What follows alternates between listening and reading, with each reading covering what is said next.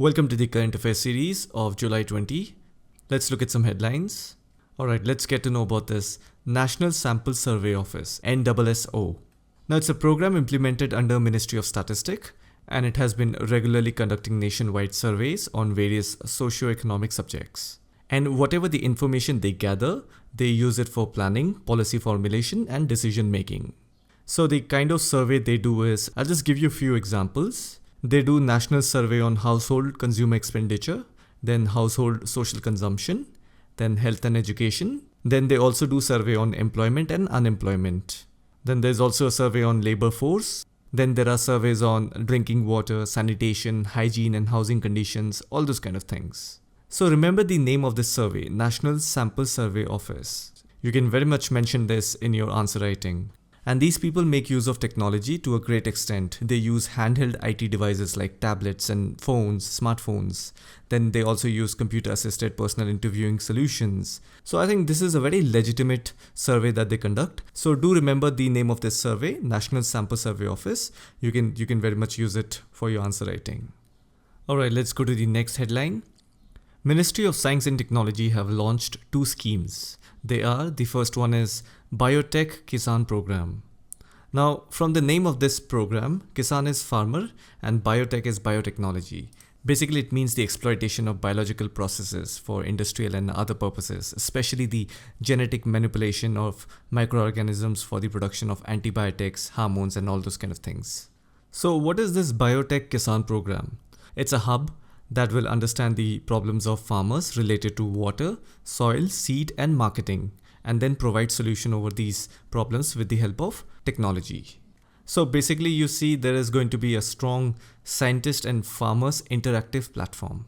For a farmer, the crop is their main source of income, especially when it comes to cash crops or horticulture. It constitutes a major source of their income. But due to factors like climate, disease, and market, so they become the biggest nightmare for a farmer. Now farmers are ready to use whatever the help they can get. But then there has to be a dedicated program that gives them the right information. So that is where this Biotech Kisan program comes in. Alright, let's look at the second program. It's called the Cattle Genomics program. So the main objective of this program is to predict breeding values of animal using DNA level information with performance record more accurately and identify genetic worth of animal at an early age. Because in this, the idea is that if you can select the elite breeding animal at an early age, then it will help you in enhancing productivity. But this program is currently in a research mode. It's not out yet. The resultant solution is not right now in the market, so it's in the research mode. Because genome is a whole different category of science. In that you have to figure out that sequence wherein how the microorganisms are tagged according to the letters. So it's basically like a blueprint of a DNA. So if you can figure that out and with little alteration, you can get benefits. Of course, it's not easy as it sounds, but that's the whole idea. And if this thing is successful, then it will reduce the cost and time interval of breeding program in future, and productivity of indigenous cattle will be enhanced. So these are the two programs from Ministry of Science and Technology for impacting farmers' life. Now let's get to know about the Indian Railways and what they are doing to promote clean fuel. I have covered this point in the previous current affair videos. I think you should just check out the description of one of the maybe last week's video in that I have mentioned. As part of the last year's Paris climate deal, India is in full support of climate change, and therefore the different ministries under the government of India, they also pretty much believe that. So keeping that in mind, the Indian Railway has decided to promote the use of clean fuels. In fact, they have started as well. They've actually made 20% shift of their demo trains, that is diesel electric mainline unit trains. Those diesel locomotive trains. So 20% of those trains are running on CNG, compressed natural gas, instead of diesel. So that's quite an achievement. The Indian Railways uses B5 diesel. B5 stands for 5% of biodiesel. So what they do is, they take 5% of biodiesel and they add it to the regular diesel in these diesel engines. So biodiesel is a vegetable oil or animal fat based diesel fuel. So biodiesel is supposed to be eco-friendly, and that's the reason the railways is using it. Now the Indian Railways is also exploring the use of methanol in locomotives. So methanol is an alternative fuel. It is also used for internal combustion in engines. And it does not produces as much smoke as the regular diesel. So yeah, the Indian Railways is looking into that as well. And then we have also read this that the Indian Railways is using solar power, placing solar panels on the top of the railway coaches and drawing electricity from it. So basically the electricity from solar power will be used to run all the electrical units. So yeah, these are some of the steps that the Indian Railway is using to promote clean fuel. Let's look at the next headline. India has signed Joint Declaration of Intent with Germany to teach Indian languages under which Hindi will be taught in schools in Germany.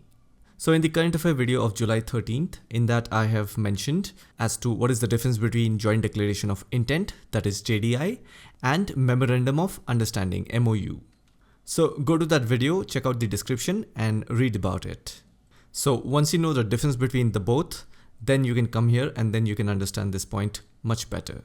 If you notice that in Indian education system, most of the schools have this second language and third language policy in which you can take German, French, Spanish, all these kind of language.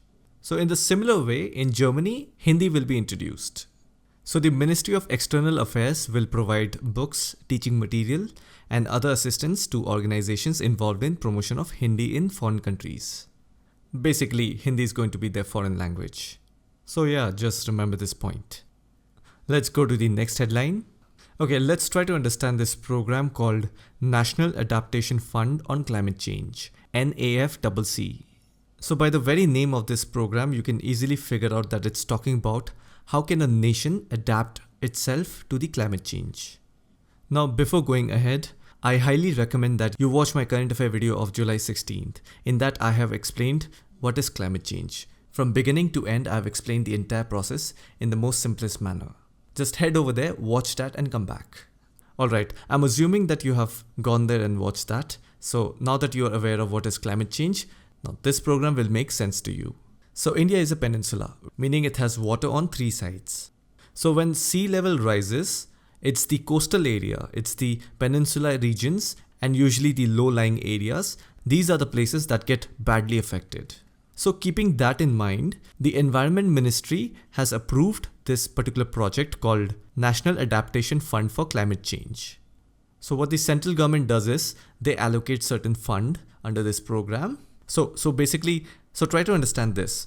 This program has been created by the central government. Now there is a similar program like this which is created by the state government, which is known as State Action Plan on Climate Change, SAPCC. And it is obvious that the states must have such a plan because when there is going to be a natural calamity or a natural disaster or a flood, then it's the states and union territories that are going to get affected first. So they are the ones that will know whether in advance any particular place is going to be affected or not. Therefore, this National Adaptation Fund on Climate Change, NAFCC, this fund is basically to assist the states. And the respective states and union territories have to figure out with the help of SAPCC, that is the respective states action plan on climate change. So with that policy, they have to figure out which places in their region is vulnerable to climate change. And once the respective state government figures that out, then they will get 100% of grant from the central government. Okay, let me just quickly tell you about what are those sensitive sectors that comes under this project. So basically they are agriculture, animal husbandry, water, forest and coast. The expectation from this project is to increase resilience and adaptive capacity of vulnerable communities and ecosystems against climate change impacts. So this was National Adaptation Fund for Climate Change. Remember this program. Now let's get to know about this East Coast Economic Corridor, ECEC. So basically this is India's first coastal economic corridor. It lies purely on the east coast of India. Now it's a 2,500 km long stretch, starts from Kolkata to Kanyakumari in the south. Now I gave you this much of information. I want you to broadly think about this. Alright, let me just put up this picture about East Coast Economic Corridor. Now I want you to watch this and think about what else government schemes and other programs can get associated with this. Just try to broadly think. Okay, let me give you a hint. So this is the East Coast Corridor, right? Lying completely on the East Coast. Now on the East Coast, we have seaports. So can you connect something with this? Can you connect the Sagarmala program with this? You can, right? Because the government is also developing seaports under this Sagarmala program, right? So industrialization is taking place in seaports. So that can very well connect with this. I mean, the whole point of these corridors, these industrial corridor, is to conduct trade and have economic development. Therefore, this East Coast Economic Corridor also aligns with port-led industrialization under the Sagarmala initiative. Now, can you think of another program that can get associated with this? How about Make in India? It can, right? After all, the aim of Make in India is to boost manufacturing. And right now, if you see, we have 100% of foreign direct investment in almost all these sectors. So most of these goods and services under foreign direct investment comes through seaways. And East Coast is an ideal location because it is nearer to the seaports.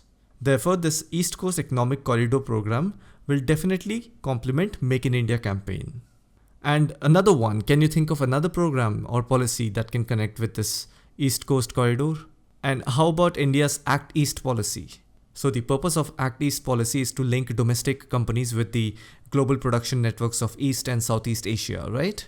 So don't you think with this industrial corridor, all the goods and services from southern states can reach to the eastern region, and from there we have Bangladesh, and then if you go further, then we'll have Burma. So it can go this way, right? So you see how we connected 3 other government programs with this East Coast Economic Corridor. Hence, whenever you read about any program or initiative, definitely try to connect with other programs that exist, because you never know, there will be some kind of a connection. You just have to think. And one more thing before we go forward.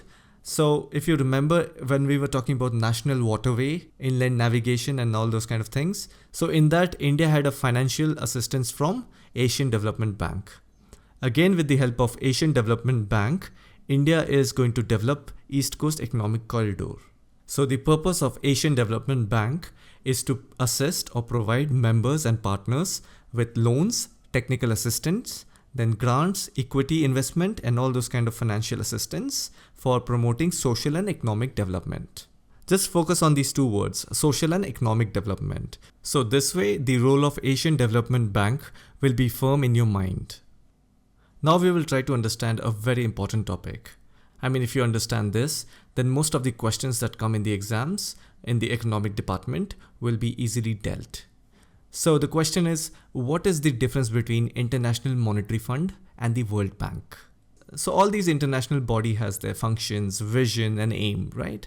And obviously if you read their aims, functions and objective, that is what tells us the differentiation between the both organization, okay? And I believe this is something that you know. I don't need to say it, but I just said it. Now, before going into the formal definition, I want you to just notice the term International Monetary Fund, and then on your right side, World Bank. So World Bank sounds like a polite, nice little bank which is there to help you, right?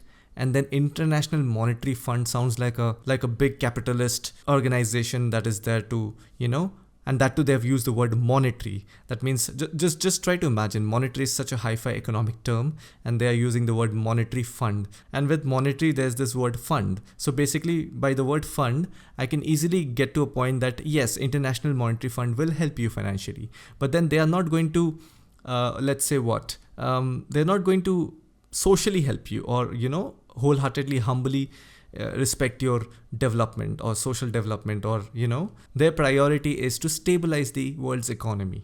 So in simple terms, if I have to put it into perspective, then International Monetary Fund is like the bad guy and World Bank is like the good guy, polite guy. I mean, there's no bad guy, but then that's a little rude guy, I would say. Not a bad guy, rude guy. And World Bank is the polite guy. Alright, let's get to the formal definition now. The International Monetary Fund exists primarily to stabilize exchange rates, while the World Bank's goal is to reduce poverty. You see how nice and humble it sounds, reduce poverty. And then on the other hand, the IMF sounds like stabilizing exchange rate. I mean, as if it has a much bigger role to play, so they don't care about poverty and all. We are there to just stabilize. Stabilization is something that we should strive for. And then for World Bank, it is reduce poverty. So now you're getting that perspective, right? Rude guy and a good guy. The International Monetary Fund promotes monetary cooperation internationally and offers advice and assistance to facilitate building and maintaining a country's economy. So monetary policy, right? In India we use, right? RBI uses monetary policy. So RBI, with the help of monetary policy, it stabilizes the economy. It never says that, okay, you know what, let's help, let's give money or let's take money. No, they just stabilize it. So monetary is an economic term, it is a term that is more used to, some sort of a mechanism. So the loans that are offered by IMF, they are loaded with conditions. Often a loan provided by the IMF as a form of rescue for countries in serious debt ultimately only stabilizes international trade. So as I said, they are just there to stabilize the world economy. And the country repaying the loan to IMF have to pay high interest rate. So you see, they are sort of a rude guy, as I mentioned initially. Because of this reason, the IMF has many critics worldwide. And countries rarely want to take loan from IMF because I just mentioned that they have a very high interest rate. Now, coming to the World Bank, now the purpose of World Bank is to aid long-term economic development and reduce poverty in developing countries. You see, so nice and good it's sounding, it's more of like helpful nature, right? So that's why it's a good guy. It accomplishes this by making technical and financial support available to countries. So the World Bank supports and helps the countries reform inefficient economic sector and implement specific projects such as building health center and schools, or making clean water and electricity more widely available. I think so far you have pretty much understood the role and function of these two international bodies. They are like North and South Pole. One is a good person and the other one is a little rude person, The good one is the World Bank and the rude one is the IMF. So yeah, that's the difference between World Bank and the International Monetary Fund. So just try to again go through it and you'll get it. It's a very simple differentiation. If you understand this, you don't have to understand any more technical, long, detailed, textual facts, okay? So this much is enough and it will do its part. Okay then, so these were the important current affair materials that I've found in the news of Thursday, July 28th, 2017. Keep an eye on the description of these videos for any repeating news. Let me know your thoughts in the comment section. As usual, thanks for watching and I'll see you tomorrow.